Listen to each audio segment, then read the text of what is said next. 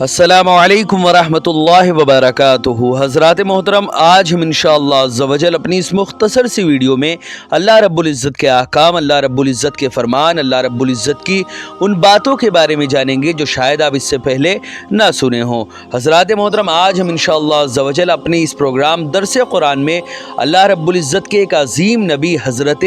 हूद अलैहिस्सलाम के बारे में जानेंगे कि जब वो अपनी कौम की जानिब गए और उनको अल्लाह का पैगाम पहुँचाया तो उनकी कौम ने आखिर उनसे क्या कहा, और ऐसी बहुत सारी बातें जानेंगे जो शायद आप इससे पहले ना सुने हों। वीडियो पसंद आए तो वीडियो को लाइक करें, शेयर करें, और अगर हमारे मोहम्मदी चैनल पर नए आए हो तो इसे ज़रूर सब्सक्राइब करके बेल आइकन को भी ज़रूर दबाएं ताकि इस तरह की तमाम इन्फॉर्मेटिव वीडियोज़ आप तक ज़रूर पहुँचे। हज़रात मोहतरम, अल्लाह रब्बुल इज़्ज़त ने कुरान मुक़द्दस में वाज़ेह लफ्ज़ों में इरशाद फरमाया, वइला आदिन अख़ाहुम हूदन क़ाला या क़ौमि अब्दुल्लाह मा लकुम मिन इलाहिन गैरु अफ़ला तत्तक़ून। और हमने कौमे आद की तरफ उनके कौमी भाई यानी हज़रत हूद अलैहिस्सलाम को भेजा। उन्होंने कहा, ऐ मेरी कौम, तुम अल्लाह की इबादत किया करो, उसके सिवा कोई तुम्हारा माबूद नहीं। क्या तुम परहेज़गार नहीं बनते, यानी क्या तुम अल्लाह से डरते नहीं हो? क्या अल्लाह ताला एक दिन हमसे ज़र्रे ज़र्रे का हिसाब लेगा? मज़ीद अल्लाह रब्बुल इज़्ज़त ने आगे फरमाया, क़ालल मलउल लज़ीना कफ़रू मिन क़ौमिही इन्ना लनराका फ़ी सफ़ाहतिन व इन्ना लनज़ुन्नुका मिनल काज़िबीन। हज़रात मोहतरम, इसमें अल्लाह रब्बुल इज़्ज़त ने वाज़ेह लफ्ज़ों में इरशाद फरमाया कि उनकी कौम के सरदारों और रईसों ने जो कुफ्र यानी दावत हक़ की मुखालिफत और मुज़ाहिमत कर रहे थे, उन्होंने कहा, ऐ हूद, बेशक हम तुम्हें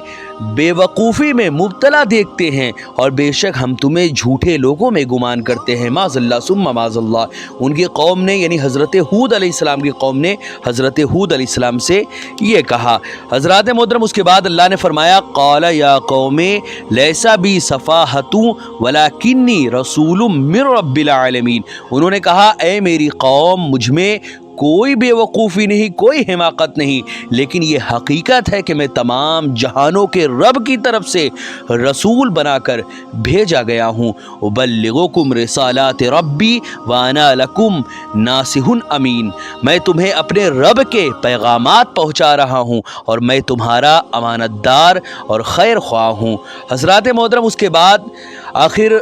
हज़रत हूद अलैहिस्सलाम और उनकी कौम की माबैन आखिर कौन सी बातें हुई, अल्लाह ने उसके बारे में भी फरमाया। अल्लाह ने फरमाया,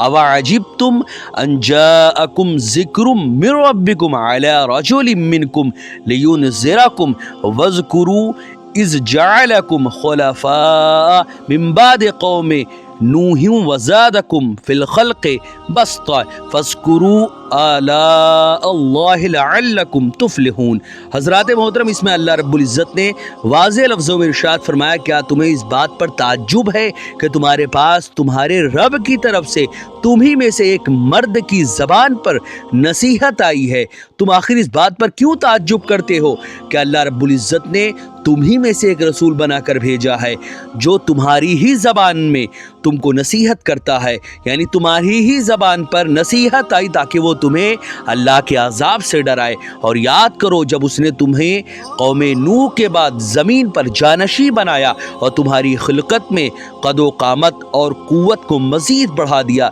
सो तुम अल्लाह की नेमतों को याद करो ताकि तुम फलाह पा जाओ। हज़रात मोहतरम, अल्लाह रब्बुल इज़्ज़त ने हज़रत हूद अलैहिस्सलाम को जिस कौम की जानिब भेजा था, यानी हज़रत हूद अलैहिस्सलाम जिस कौम में से थे, उनकी कौम वाले हमारे और आपके जैसे छोटे कद के नहीं थे। हम लोग ज़्यादा से ज़्यादा 6 फीट या 6.5 फीट या 7 फीट, इससे ज़्यादा तो हम में कोई नहीं दिखता, ऐसे बाई चांस कहीं दिख गया। लेकिन हज़रत हूद अलैहिस्सलाम की जो कौम थी वो इतनी ज़्यादा बड़ी थी, इतनी ज़्यादा उनके बड़े कामत थे, बड़े कदो कामत वाले वो थे कि उनको देख के ही आदमी डर जाते थे। वो छोटे मोटे नहीं बल्कि तकरीबन कुछ लोग तो उसमें 60-60 हाथ के हुआ करते थे, इतने ज़्यादा लंबे चौड़े हज़रत हूद अलैहिस्सलाम की कौम यानी कौम आद हुआ करते थे। हज़रात मोहतरम, अल्लाह रब्बुल इज़्ज़त ने अपने नबी को ऐसी कौम की जानिब भेजा जो اپنے طاقت کے گھمنڈ میں چور تھے اور یہ سمجھ بیٹھے تھے کہ اب ہمیں مرنا نہیں ہے، اب ہمیں فنا نہیں ہونا، ہم جو چاہے کرے، ہمیں نہ کوئی پوچھنے والا ہے اور نہ ہی ہمیں کوئی روکنے والا ہے۔ حضرات محترم، اس کے بعد اللہ نے فرمایا قالوا اجئتنا لنعبد اللہ وحدہ ونذر ما كان يعبد آباؤنا فأتنا بما تعدنا ان كنت من الصادقین۔ حضرات محترم، اس میں اللہ رب العزت نے واضح لفظوں میں ارشاد فرمایا، وہ کہنے لگے کیا تم ہمارے پاس اس لیے آئے ہو کہ ہم صرف ایک اللہ کی عبادت کریں اور ان سب خداؤں کو جن کو ہم زمانے سے پوجتے آئے ہیں ان کو ہم چھوڑ دیں، جن کی پوجا، جن کی پرستش ہمارے باپ دادا کیا کرتے تھے، ہم ان کو چھوڑ دے بھلا؟ سو تم ہمارے پاس وہ عذاب لے کر آؤ جس کی تم ہمیں وعید دلاتے ہو، جس سے تم ہمیں ڈراتے ہو، وہ عذاب لے کر آؤ اگر تم سچے لوگوں میں سے ہو، اگر تم اپنے اس وعدے میں سچے ہو کہ اگر ہم نے اللہ کی عبادت نہ کی تو ہمارے اوپر عذاب آئے گا، اگر تم اس معاملے میں سچے ہو تو اللہ کا عذاب لے کر آؤ۔ حضرات محترم، آگے اللہ نے فرمایا قال قد وقع علیکم من ربکم رجس وغضب اتجادلوننی فی اسماء سمیتموها انتم وآباؤکم ما نزل اللہ بها من سلطان فانتظروا انی معکم من المنتظرین۔ حضرات محترم، اس میں اللہ نے فرمایا، انہوں نے کہا، یعنی حضرت ہود علیہ السلام کی قوم نے کہا، یقیناً تم پر تمہارے رب کی طرف سے عذاب، یعنی حضرت ہود علیہ السلام کی قوم نے جب ان سے یہ کہا کہ اگر تم ہمیں اللہ کے عذاب سے ڈراتے ہو تو جاؤ وہ عذاب لے کر آؤ۔ اس کے بعد حضرت ہود علیہ السلام نے کہا یقیناً تم پر تمہارے رب کی طرف سے عذاب اور غضب اب واجب ہو گیا ہے، وہ آ کر رہے گا۔ کیا تم مجھ سے ان بتوں کے ناموں کے بارے میں جھگڑ رہے ہو جو تم نے اور تمہارے باپ دادا نے خود ہی فرضی طور پر رکھ لیے ہیں، جن کی اللہ نے کوئی سند نہیں اتاری؟ سو تم اللہ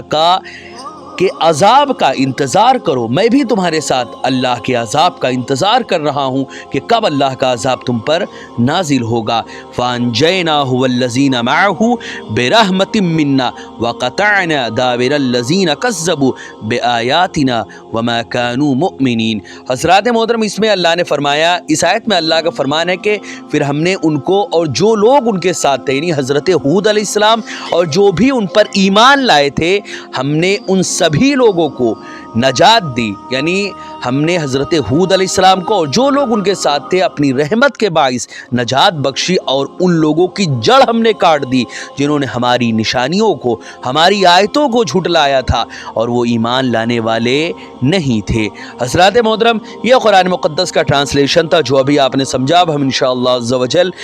اس کے ایکسپلینیشن اور اس کی تشریح کے بارے میں جانیں گے کہ آخر اللہ رب العزت نے ان آیتوں میں ہم سے کیا فرمایا ہے۔ حضرات محترم، مذکورہ آیات میں اللہ رب العزت نے واضح لفظوں میں ارشاد فرمایا کہ ہم نے عاد کی طرف ان کے بھائی، یعنی ہم قبیلہ جو ان کے قبیلے ہی کے تھے، یعنی حضرت ہود علیہ السلام کو بھیجا۔ انہوں نے کہا اے میری قوم، اللہ کی عبادت کرو، اس کے سوا تمہاری عبادت کا کوئی مستحق نہیں ہے، تو کیا تم اللہ سے ڈرتے نہیں ہو؟ حضرات محترم، حضرت ہود علیہ السلام کا شجرہ نسب بھی ذرا سماعت کریں کہ حضرت ہود علیہ السلام کا شجرہ آخر کیا ہے۔ حضرات محترم، حضرت ہود علیہ السلام کا شجرہ جو ہے وہ کچھ یوں ہے: ہود بن عبداللہ بن رباح بن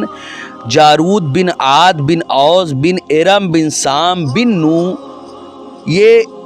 شجرہ نسب حضرت ہود علیہ السلام کا ہے۔ حضرات محترم، حضرت ہود علیہ السلام ایک عظیم نبی تھے جن کو اللہ رب العزت نے ایسی قوم کی جانب بھیجا تھا جو قد و قامت اور جسم و جسامت میں سب سے بلند و بالا تھے۔ حضرات محترم، حضرت ہود علیہ السلام کی قوم عاد کی طرف بعثت کے بارے میں بھی اب ذرا سماعت کریں۔ حضرت ہود علیہ السلام کی قوم جو تھی وہ قوم عاد تھی، یہ لوگ بت پرست تھے۔ انہوں نے بھی ود، سوا، یغوث اور نصر کی طرح بت بنا لیے تھے۔ ان کے ایک بت کا نام حبار تھا اور ایک بت کا نام سمود تھا۔ اللہ تعالیٰ نے ان کی طرف حضرت ہود علیہ السلام کو بھیجا۔ حضرت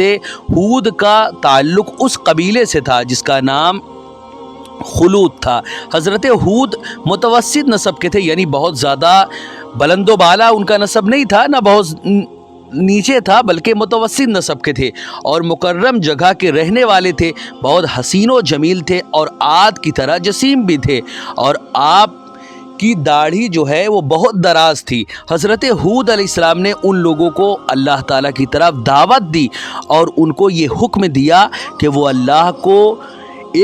ایک مانے اور لوگوں پر ظلم نہ کرے۔ اس کے علاوہ انہیں اور کوئی حکم نہیں دیا، انہیں نماز یا کسی اور حکم شرعی کی دعوت نہیں دی، لیکن انہوں نے اللہ کو ماننے سے انکار کر دیا اور حضرت ہود علیہ السلام کو جھٹلایا، اور انہوں نے کہا کہ ہم سے زیادہ طاقتور آخر کون ہے کہ ہم کسی اللہ کو مانیں۔ معاذ اللہ ثم معاذ اللہ، نعوذ باللہ من ذالک دائما ابدا۔ اللہ تعالیٰ نے فرمایا ہم نے عاد کے بھائی کی طرف ہود کو بھیجا، اور حضرت ہود علیہ السلام ان کی قوم کے ایک فرد تھے اور ان کے دینی بھائی وہ نہیں تھے۔ حضرت محترم حضرت ہود علیہ السلام نے کہا یاد کرو تم قوم نوح کے جانشین ہو، اور تم کو معلوم ہے جب نوح یعنی حضرت نوح علیہ السلام کی قوم نے نافرمانی کی تو ان پر کس طرح عذاب آیا تھا، تم اس سے عبرت آخر کیوں نہیں پکڑتے۔ اللہ تعالیٰ نے متعدد صورتوں میں قوم عاد کی تفصیل بیان کی ہے اور اس کے ساتھ ساتھ کئی چیزیں بیان کی کہ آخر قوم عاد کا معاملہ آخر کیسا تھا۔ حضرات محترم اسی طرح ایک اور مقام پر ہے کہ یاد کیجئے عاد کے بھائی ہم قبیلہ کو جب انہوں نے اپنی قوم کو احقاف میں ڈرایا، اور ان سے پہلے کئی ڈرانے والے پیغمبر گزر چکے تھے، تم اللہ کے سوا کسی کی عبادت نہ کرو، مجھے تم پر ایک عظیم دن کے عذاب کا خوف ہے، یہ سورہ احقاف میں اللہ نے فرمایا۔ حضرات محترم یمامہ، اسی طرح عمان، بحرین، حضرموت اور مغربی یمن کے بیچ میں جو صحرائے اعظم یعنی الدہنہ یا الربع الخالی کے نام سے واقع ہے، وہ احقاف ہے جو بہت بڑا ریگستان ہے۔ ہر چند کی یہ آبادی کے قابل نہیں ہے، لیکن اس کے اطراف میں کہیں کہیں آبادی کے لائق تھوڑی زمین ہے، خصوصاً اس حصے میں جو حضرموت سے نجران تک پھیلا ہوا ہے، اگرچہ اس وقت بھی وہ آباد نہیں ہے، یعنی اگر اس حساب سے اگر آپ دیکھیں تو آج بھی وہ آباد نہیں ہے، تاہم زمانے قدیم میں اسی حضرموت اور نجران کے درمیانی حصے میں عاد ارم کا مشہور قبیلہ آباد تھا، جس کو اللہ تعالیٰ نے اس کی نافرمانی کی پاداش میں نیست و نابود کر دیا تھا۔ حضرات محترم اللہ تعالیٰ نے فرمایا قوم عاد نے کہا کیا تم ہمارے پاس اس لیے آئے ہو کہ ہم کو ہمارے معبودوں سے تم دور کر دو؟ تو تم وہ عذاب ہم پر لے آؤ جس کا تم ہم سے وعدہ کر رہے ہو، اگر تم سچے ہو اپنے وعدے میں۔ حضرت ہود علیہ السلام نے فرمایا علم تو اللہ ہی کے پاس ہے،